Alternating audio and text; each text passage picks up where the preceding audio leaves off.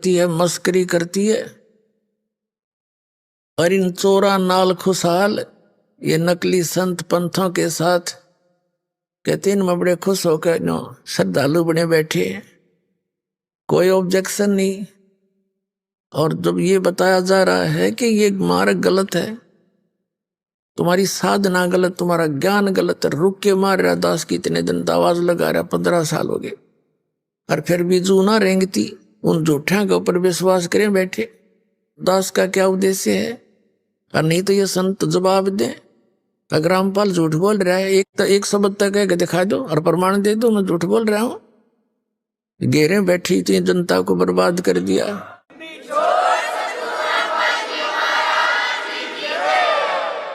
और क्या कहते हैं कि साधों से ती मस्करी, और इन चोरा नाल खुशहाल, मल अखाड़ा जीतेंगे ये युगन युगन के माल।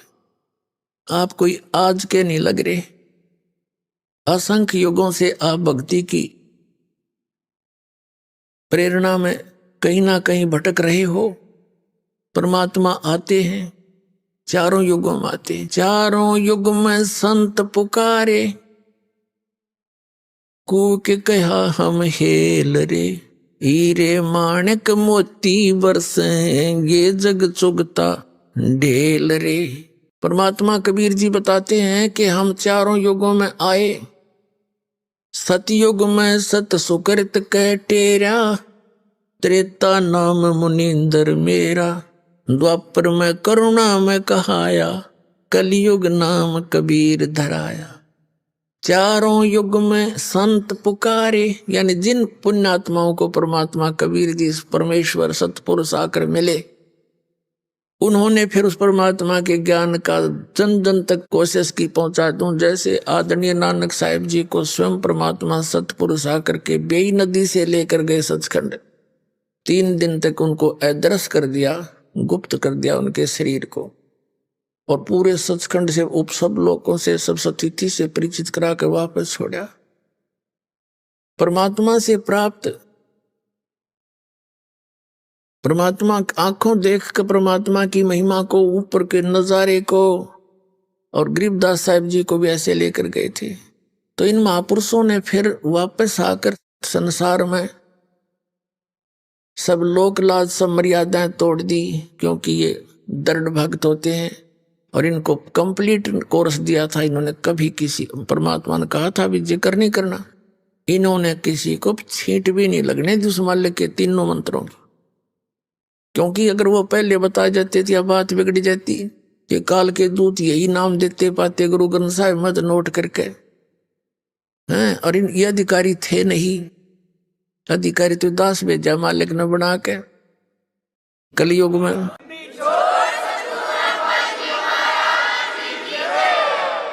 और अनधिकारी से बनाया हुआ पासपोर्ट काम नहीं आवा, पूरा एयरपोर्ट पर जेल में जागा फिर वो। तो ये अनधिकारी थे सारे। ये राधा स्वामी पंथ कहाँ से चला, इनके इतिहास देख लो। शिवदयाल जी जो थे राधा स्वामी पंथ के प्रवर्तक, और ये पंजाब के रहने वाले थे, आगरा में रहने लग गए। गुरु ग्रंथ साहिब को पढ़ा करते, कबीर साहिब की वाणी पढ़ा करता। जैसे भी इसने समझ मत आई, कोई नाट बट करके यो इतना बखेड़ा पैदा कर गया। अगर ये गुरु ग्रंथ साहिब में ये मंत्र होते तो यो यही मंत्र चालू कर जाता। और वो अधिकारी था नहीं, क्योंकि उसका कोई गुरु नहीं, और गुरु भी हो तो उस परंपरा से हो। तो यही नाम ये आज दे रहे होते। दास कैसे डिफ्रेंशिएट करता फिर आज आपको, कैसे विश्वास दिलाता ये नकली ये असली। तो उस दिन परमात्मा ने कहा था, धर्मदास मेरी लाख दुआई, एक तो सार शब्द की दबार नहीं जाई। दूसरे कहा था, सार शब्द बार जो पढ़ी या बिचली पीढ़ी मेरे हंस नहीं तरही। फिर कहा था, धर्मदास मेरी लाख दुआई, ये मूल ज्ञान की दबार न जाए। ये मूल ज्ञान जो दास आपको बता रहा, ये है मूल ज्ञान। कबीर साहब ने कहा कि 33 अरब ज्ञान हम बाख्या, ये मूल ज्ञान अभी तक गुप्त ही रखा। इसको गुप्त रखा हुआ था, किसी का छींट नहीं लगने दी। ना कबीर पंथियों को पता, गोरों को तो पता होगा कहाँ से इस पवित्र ज्ञान का। और कबीर सागर पढ़े, इनका समझ बनाया कुछ भी। गीता के पढ़ने वालों को गीता का ज्ञान नहीं, वेदों को पढ़ने वालों को वेदों का ज्ञान नहीं, गुरु ग्रंथ साहिब को पढ़ने वालों को गुरु ग्रंथ साहिब का ज्ञान। उसमें कहा क्या जा रहा है। और पवित्र बाइबल के पढ़ने वाले बाइबल का ज्ञान नहीं, वह निराकार बतावे, गॉड इज फॉर्मलेस। और पवित्र बाइबल में लिखा है भगवान मनुष्य दृश्य है, उसने अपने जैसा मनुष्यों को अपने स्वरूप के अनुसार उत्पन्न किया। तो खाक समझा इन सदग्रंथों को। तो दास पर दया करी परमात्मा ने, क्योंकि ये सभी उसी के बच्चे हैं, चिट्टी से लेकर हाथी तक। पूरी पृथ्वी पर जितने मानव हैं ये सभी प्राणी उस कबीर परमात्मा के हैं, और हम तत्व ज्ञान से अपरिचित होकर के न्यारे न्यारे कर दिए इन्होंने। अब हम उसी प्रसंग पर आते हैं कि क्या बताते हैं परमात्मा कि जिन महापुरुषों को परमात्मा मिले उन्होंने इस ज्ञान को कति गुप्त रखा, ये नाम नहीं बताए। जैसे आदरणीय नानक साहिब जी, ये स्वयं वो मंत्र जाप करते थे सतनाम के 2 अक्षर का। आपको बहुत बार दिखाया है जन्म साखी भाई बाला वाली। जो जन्म साखी भाई बाला वाली हैं ये एक बहुत प्रमाणित रिकॉर्ड है, क्योंकि भाई बाला जी जो थे नानक साहिब के साथ रहे थे, और जो भी उनकी वार्ता जो लीला उन्होंने की उसने आंखों देखी लिख रखी है। तो समुद्र की साखी में उस 2 अक्षर के नाम का प्रमाण है, और पूरे सिख समाज में उसकी छींट भी नहीं है, क्योंकि उनको सख्त हिदायत थी कि ये नाम अभी किसी को बताना नहीं। और ये महापुरुष बड़े दयालु होते हैं, इनको सब पता होता है। उन्होंने गुरु ग्रंथ साहिब की जैसे प्रेरणा तो उन्हीं मालिक की होती है, जैसे कुछ तो कबीर परमात्मा की वाणी को पढ़कर चलते रहे। अब सदग्रंथों के सब अध्याय से, इनके पठन पाठन से पुण्यात्माओं ज्ञान यज्ञ का लाभ होता है।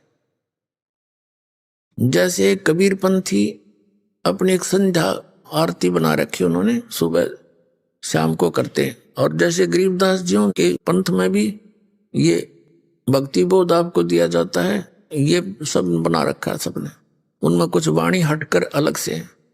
और ऐसे ये सिख धर्म में क्या बना रखे है, जपजी साहिब बना रखी है, गुरु ग्रंथ साहिब से निकाल कर कुछ चुनी हुई वाणी, तो उनको डेली पढ़ते। उस जैसे पवित्र हिंदू धर्म के अंदर गीता जी का नित्य पाठ करने की सलाह दी जाती है, कुछ वेदों के कुछ मंत्र अलग से निकाल कर उनका नित्य पाठ करते। तो इन सदग्रंथों के इसको स्वाध्याय बोलते हैं। इस पढ़ने से, इसकी सुनने से एक ज्ञान यज्ञ होती है। और सिख समाज में एक और दया कर रखी थी कि गुरु ग्रंथ साहिब के अंदर जो वाणी सब संतों की, परमेश्वर कबीर जी की वाणी भी है, और उसको फिर 10वें गुरु जी ने कहा था भी ये घना काम बिगाड़ देंगे आने वाले कलयुग में, अब और गुरु ना हो तो अच्छा है, और इसने तुम गुरु मान लियो। तो उसको प्रणाम करने लगे जे गुरु। तो प्रणाम यज्ञ का फल भी इनको मिला। और फिर भंडारे चलते हैं गुरुद्वारों में, तो ये 3 यज्ञ शुरू होगी वहां पर। एक ज्ञान यज्ञ, दूसरी प्रणाम यज्ञ, और तीसरी जो है धर्म यज्ञ। तो ये यज्ञ वैसे मोक्षदायक नहीं है, और ऐसे लेकिन ये जैसे रोगी को ज्यादा अक्षीण हो गया हो शरीर, उसको ज्यादा दीर्घ रोगी को ग्लूकोज लगाई जाती है। तो ग्लूकोज लगाने से उसका रोग नहीं कटता, लेकिन शरीर नाश नहीं होता शीघ्र सी, उसमें और कमी नहीं आती, वीकनेस नहीं आती। और ऐसे ही पवित्र हिंदू धर्म के अंदर घर घर जोत लगाई जाती थी, ये तो हमने देखी। देसी घी की जोत डेली शाम न लगाई जाती थी, हवन यज्ञ हो गया।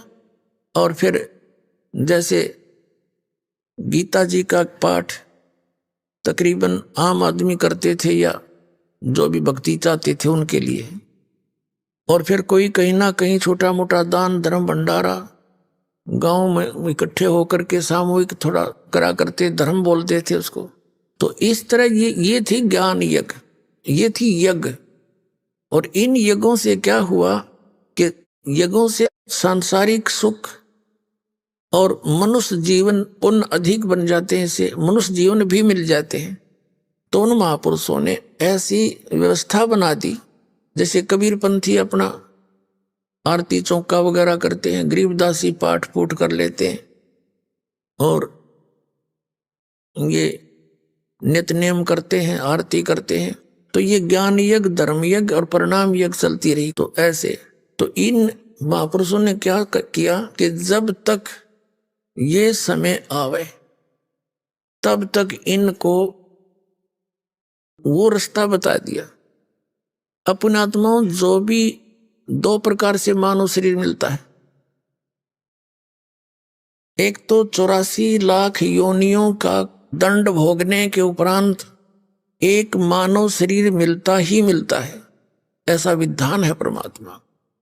और दूसरा ऐसे मिलता जैसे पिछले जन्म में कोई पुण्य किए हो, उनके आधार से तुरंत भी मिल जाता है, और लगातार 10, 20, 50, 100 वर्ष भी हो, जन्म भी मनुष्य के बन जाते हैं। जैसे महाभारत में एक प्रकरण आता है कि धृतराष्ट्र जी अंधे थे, और उसने भगवान कृष्ण जी से पूछा कि भगवान, अब मेरी जो दिव्य दृष्टि की रेंज है, मेरे पिछले 100 जन्मों तक की मुझे बैकग्राउंड दिखा सकती है। उन 100 जन्मों में मैंने ऐसा कोई कर्म नहीं किया जिससे मेरी आंख फूटनी चाहिए, क्योंकि भगवान का विधान तो अटल है। लेकिन ये कारण क्या है, मेरी आंखें क्यों खत्म हुई? तब श्री कृष्ण जी ने कहा कि 100 जन्म से ही आपका इतिहास बंद नहीं हो जाता, और बहुत पीछे जाइए। उन्होंने, क्योंकि जैसे भगवान कृष्ण जी भी पिछली भक्ति युग प्राणी थे, उन्होंने अपनी दिव्य दृष्टि देकर उनको पिछले, कहते हैं 105वां या 6वां जन्म दिखाया। उसमें ये क्या कर रहा है, एक टिड्डी होती है, टिड्डी जो आपने देखी होंगी, पक्षी से होते हैं छोटे छोटे, वो फसल का नाश करते हैं। तो ये किसान था, और टिड्डी की आंखों में बबूल के कांटे ठोक रहा था, पकड़ के नो हंस रहा था, उसकी दोनों आंख फोड़ कर छोड़ दी। तब दिखा कि ये देख, ये बेमतलब बकवाद कर रहा था, तो इसका रिजल्ट है ये। तो कहने का भाव ये है कि जो प्राणी आज इसे बूढ़े कलयुग में और भगवान की तरफ लग रहा है, उसकी तरफ में भटक रहा है, वो पिछले जन्म में भी मनुष्य ही था। ये प्रमाणित बात है, और उसको वो चाह है, उसके अंदर वो नारे गुण है मनुष्य वाले। तो कहने का भाव ये है कि जैसे आप जी काफी जन्मों से 4, 5, 10 जन्म भी आपके हो गए होंगे लगातार मनुष्य के, जो परमात्मा विधि बता के गए थे। दूसरा, कबीर परमात्मा जी 600 वर्ष पहले आए थे, आपको अपनी अमरवाणी से बोल बोल कर चार्ज कर गए, और आपको प्रथम मंत्र जो 5 नाम का था वो दिया था ओनली। वो कौन कौन से 5 नाम है ये नहीं है, निरंकार ओंकार ये ज्योतिर्मय ये नहीं है। जो आपको अप्रथम मंत्र दिया जाता उसके बीच वाले 5 नाम ये स्टार्ट करवाए थे। आने वाले समय में इन कबीर पंथियों ने ज्ञान तो रहा नहीं। कोई इनको कहने लगा तुम बात करते हो सतलोक और सचखंड की, नाम जपते हो 5 इन देवताओं का, है ये कोई बात हुई? तो फिर इनको ज्ञान था नहीं, इन्होंने नाम बदल लिए। ये पूजा नहीं है इनकी। अब जैसे किसी से हमने लोन ले रखा है बैंक से या किसी व्यक्ति विशेष से, तो उसका लोन देने जाते देना है, मजदूरी करनी है, मजदूरी करके उसका लोन देना है, तो हम कोई उसकी पूजा थोड़ी कर रहे हैं। उसका लोन देना ही देना है, बाय रिस्पेक्ट देना है, इज्जत से देना है, मिले जब उसको प्रणाम भी करना है, आदर सत्कार करना। तो हम ये इनकी मजदूरी करते हैं, पूजा नहीं कर रहे। तो परमात्मा दयालु थे, 64 लाख शेष हुए थे उस टाइम, उन 64 लाख को चार्ज करके, और वही अब मनुष्य जन्म प्राप्त करते हुए आ रहे हैं। करके चार चले गए, दाता दयालु थे।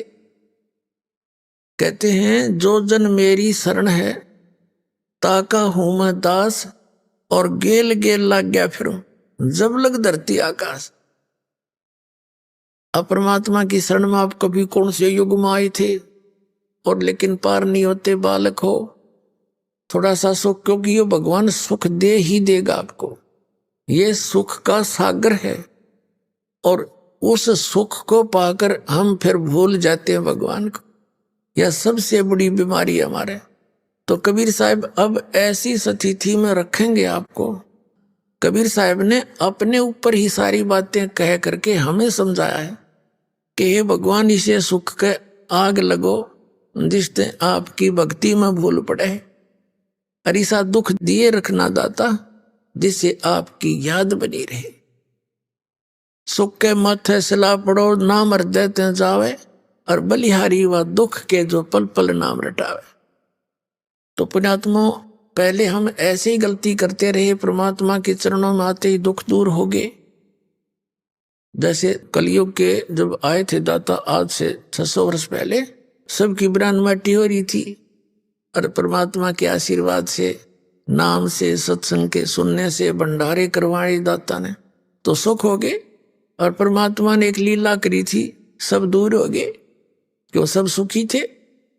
तो इस प्रकार परमात्मा अब वो गलती दोहराने नहीं देगा आपको। अब जो प्रसंग चल रहा है उसी पर आते हैं कि अब जो आपके अंदर प्रेरणा है परमात्मा के पाने की, और आप भटक रहे हो, चाहे कोई संतोषी माता का व्रत रखे हैं, भगवान की साधना जरूर कर रहा है कोई न कोई, चाहे कोई मंदिर की, कोई हनुमान जी की, कोई गणेश जी की, तो किसी की भी कुछ ना कुछ वो, या कि तो फिर संतों के पास चले गए। जैसे ये राधा स्वामी इस काल के जाल में, धन धन सतगुरु वाले के काल के जाल में, और ये जय गुरुदेव वाले के, और ये सुधांशु जी, आसाराम जी, ये तेरे सतपाल जी, ये बालेश्वर जी, ये सारे काल के वो हैं प्रतिनिधि, और वहां चलेगी भोली आत्मा भगवान पाने के लिए। तो ये वो पुनकर्मी प्राणी है, ये पिछले जन्मों से मनुष्य जीवन ही प्राप्त करते हुए आ रहे। अब उनका दुर्भाग्य है कि वो ठीक ठिकाने नहीं पहुंच पाए हैं, अच्छी आत्माएं, लेकिन आप उनसे कई गुना अच्छी हो कि आप आगे इसकी शरण में, और उनके कद भाग जागेंगे, कदा खुलेगी उन भोली आत्माओं की, अनमोल जीवन नाश करने लाग रहे। अभी आपने सुने संत रामपाल जी महाराज के मंगल प्रवचन। आइए अब सुनते हैं संत राम